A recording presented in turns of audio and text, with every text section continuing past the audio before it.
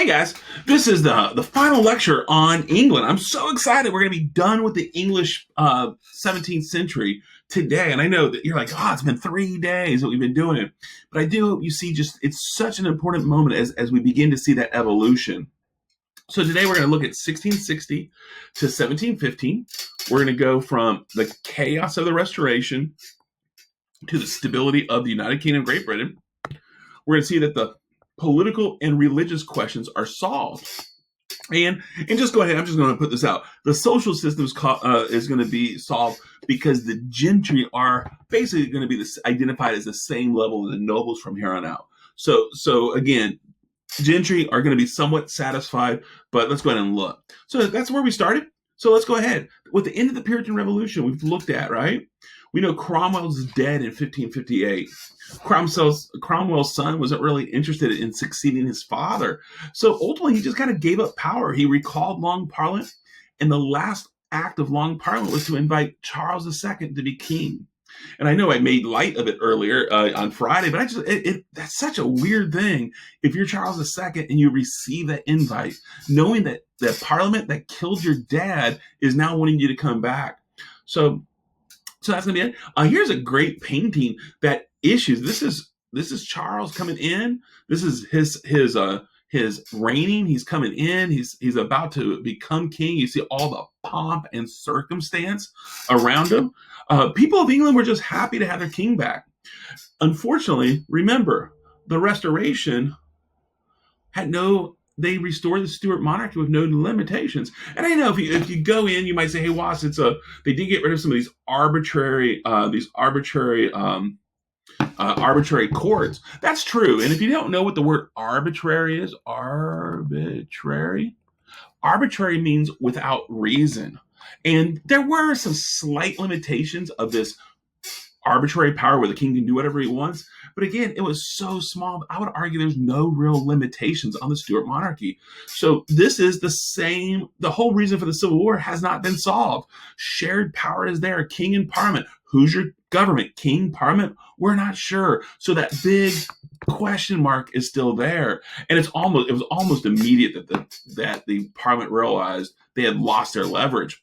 If they invite Charles II with limitations, he's going to have to say yes or no. Well, he has no power, so he's going to probably say yes. But once he gets in power, there's nothing to undo. And basically what we begin to see, we kind of see this emergence of conflicts almost immediately. And you see Charles II. Charles II's nickname's the Merry Monarch just because he was just happy to be king. He did very little to rock the boat. But he did like his Catholic and Puritan friends. Well, really Catholic friends. And so what he did, he issued a declaration of indulgence that basically allowed his Catholic friends, only his Catholic friends, to have some special privileges. So he basically said, "Hey, Catholics, you're no longer illegal if you're my friend." Now, you can't be if you're not his friend, you can't be Catholic. But it's really about trying to get his advisors. He wants his Catholic advisors. Well, Parliament said, heck no. And they passed this thing called the Test Act. And the Test Act was, before you can become a minister to the king, you had to swear an oath to the Anglican Church. Well, what does Charles do? He issues a new Declaration of Indulgence that gets rid of the Test Act. And what we now have is a petty fight between king and Parliament over who can and cannot be his advisors. And Charles II's like, "Hey, I'll take some limitations, but in the end, there's something else." Well, if that's not enough, Charles II's going to die without a son. So as he's getting old, people begin to realize, oh crap, if Charles dies without heir, his brother, James, Duke of York, and this is James, Duke of York, he kind of looks weird. But again, I like this image because it just kind of illustrates this kind of like this royalty. He really thought he was all that in a bag of cheese puffs. But James, Duke of York, and the Duke of York, fun fact, it was this time that they defeated the Dutch, and New Amsterdam became New York after James II. That was kind of a fun fact. You don't need to know that. But the Duke of York, the next king in line, well, the Parliament said, "What? He's Catholic. He's unabashedly Catholic. He's like, I'm Catholic." He was actually taught by Bishop Bucer. Remember Bishop Bucer, the guy who created the divine right theory of the monarch? So he is going to be, I am absolute, screw Parliament, I am what I am, and if I want to be Catholic, I'll be Catholic, and who can stop me? No one. So what do we now see?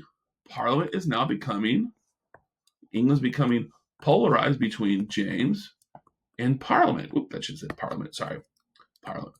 So this is crazy. We're in the 1680s, and we're on the verge of another war, a civil war.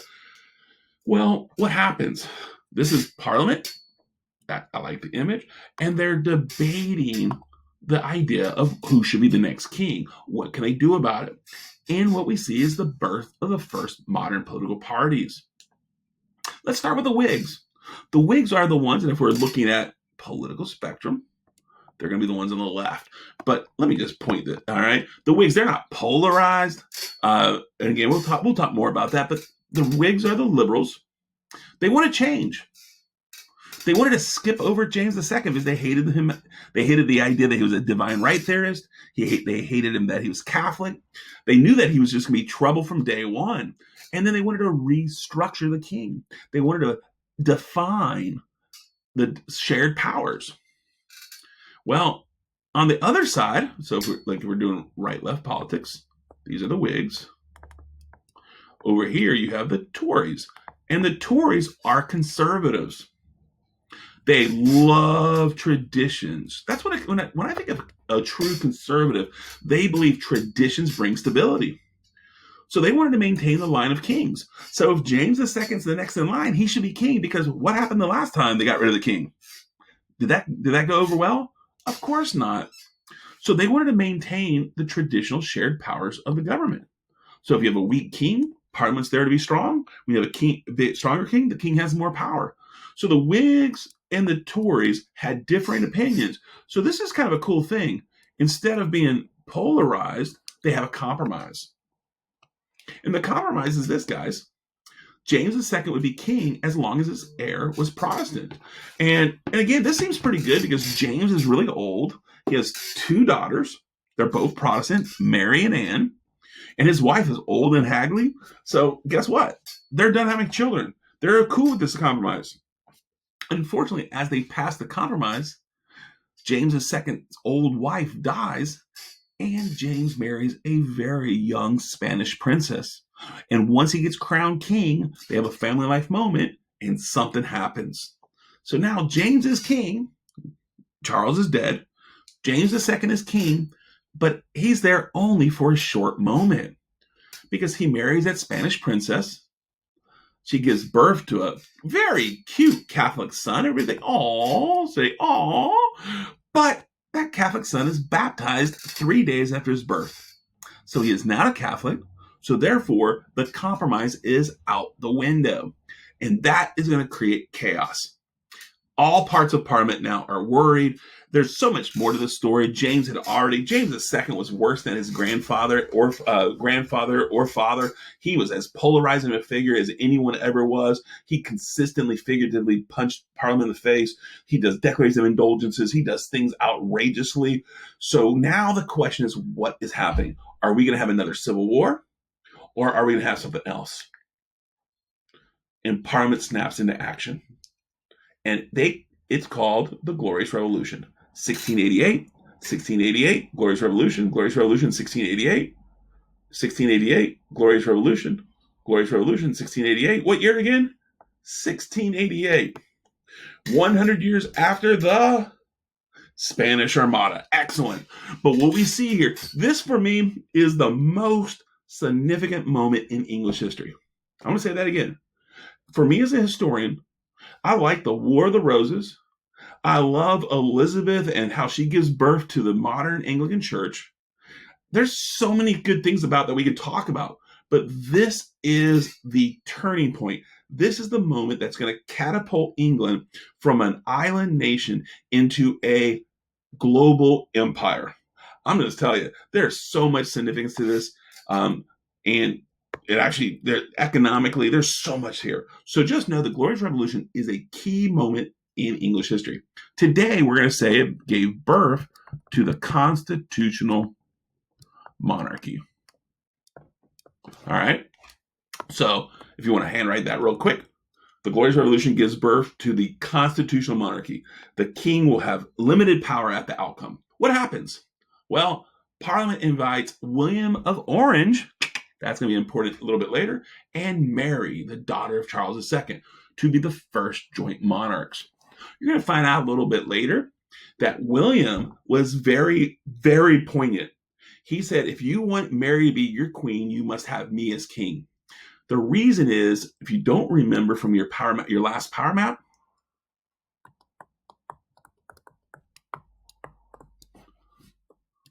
the Dutch were at war with England because of France.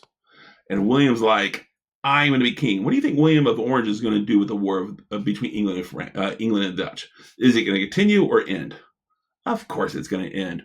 But with that, William and Mary become the only joint monarchs in English history. So both these guys are going to wield tons of power. But again, I'll share that in a second. Parliament define the power of the government. So this is where we identify the Constitution of England as permanent. It's kind of interesting. They don't have a written constitution like we do. They have things like Magna Carta, common law, traditions of Parliament, and now we're going to see key parts of their constitutional monarch create this. It's legislation, but their constitution is going to limit the power of the monarchy and guarantee parliamentary power. How do they do that? With the English Bill of Rights. In 1689, they established the English Bill of Rights. It ensured the power of Parliament, and it guaranteed basic rights to members of Parliament and the English people. A little bit later, I promise you probably will want to Google that and read it. It'll take you about 3 minutes. 3 minutes, just 3 minutes, and I will guarantee you will see that on your test. You will need to make sure you're able to read and understand the English Bill of Rights. But that's just me. We'll see if I can create an assignment. We'll see. But the English Bill of Rights guaranteed a parliamentary government and guaranteed basic rights such as the freedom of speech for the parliament and the freedom of the people to petition the king. So it's kind of cool. The king can no longer hold arbitrary power. According to the English Bill of Rights, the power of the king is derived from Parliament. So therefore, I would just say this. Parliament has 51% of the power. The king has 49. So the king weak, not totally weak. He still has quite a bit of power. But who is the government? Parliament. And the king can't do whatever he wants any longer. And William and Mary accepted and signed the Bill of Rights. It's one of those things that were forced upon them. They say, if you come, you got to do that.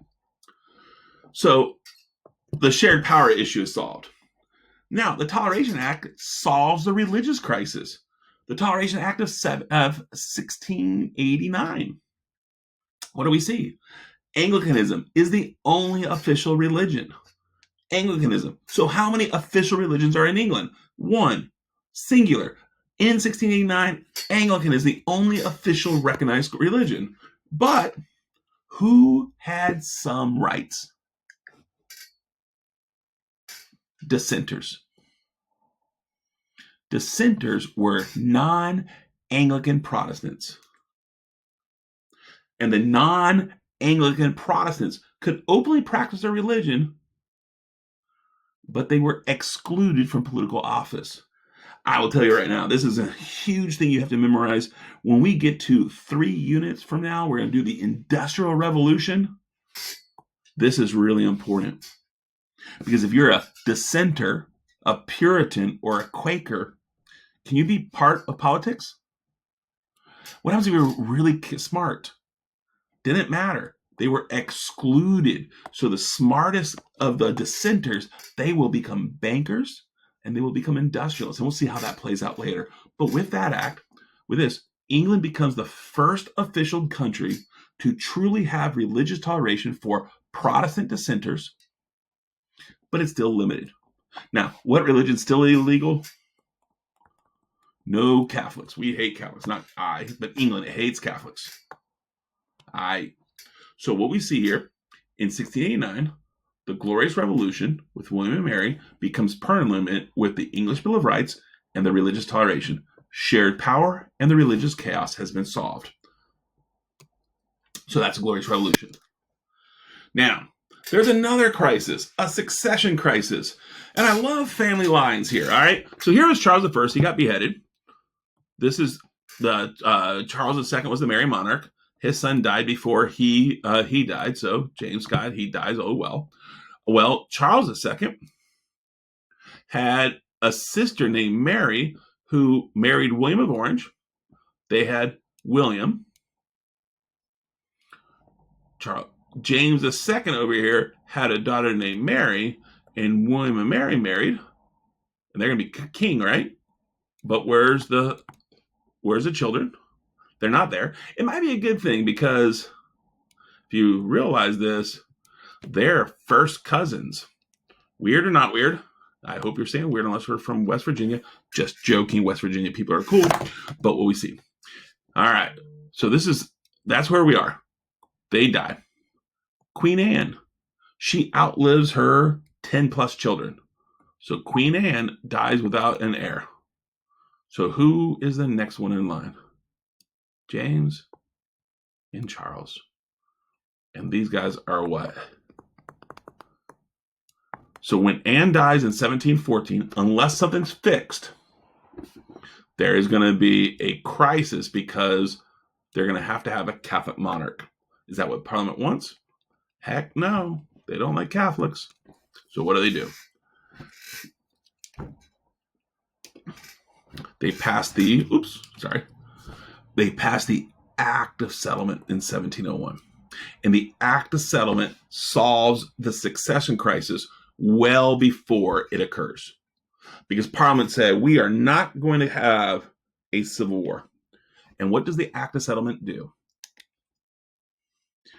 It excluded all Catholics from becoming king. So those guys aren't there any longer. And when Anne died, the next monarch would be Sophia of Hanover. Sophia Hanover is like related somehow over here. It's like a long thing. I'll get a little bit later. I'll talk about that. But they are related to the Stuarts.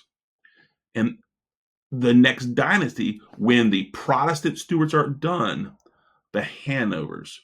So in 1701, it's settled with the Act of Settlement that James and Charles will not be kings.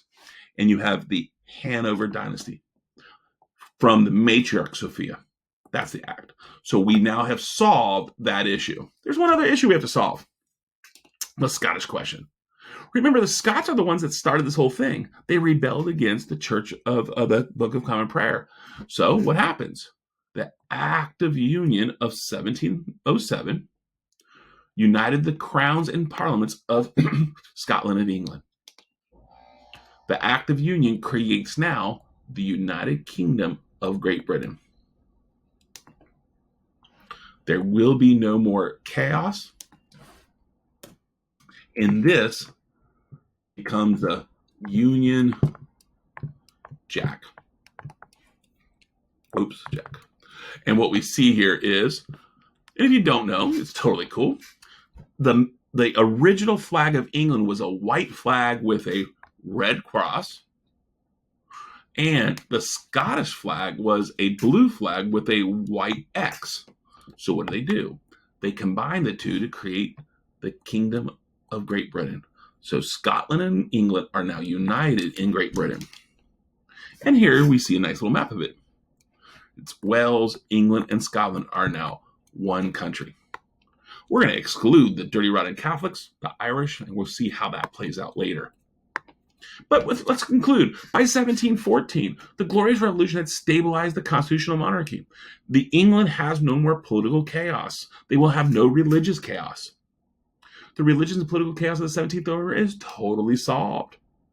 In the end, Great Britain would have the foundation for greatness. This was really the beginning of the expansion of the British East India Company. But let's not talk about this real fast. I want to talk about a fun fact. Despite the chaos of the 17th century, the English economy grew with the British East India Company and the 13 colonies. I do want you to think, Much of the population increase in the 13 colonies occurred because of the English Civil War. There's no doubt. That's true. But I also want to make sure you understand that England's economy was continuing to grow. This is a crazy thing because usually during civil wars, your economy crashes.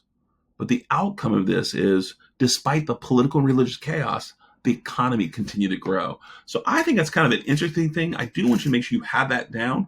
That will be a question on the test. Really important, probably not on the quiz, but on the test. But I want you to think about that. Despite all of the chaos, they're going to have a growing economy. That proves really what economic system is here. Is it mercantilism that's controlled by the government or capitalism? I hope you concluded very easily it's going to be capitalism. Now, with that said, that brings it in. We have finally finished. Let me see this. Stop sharing.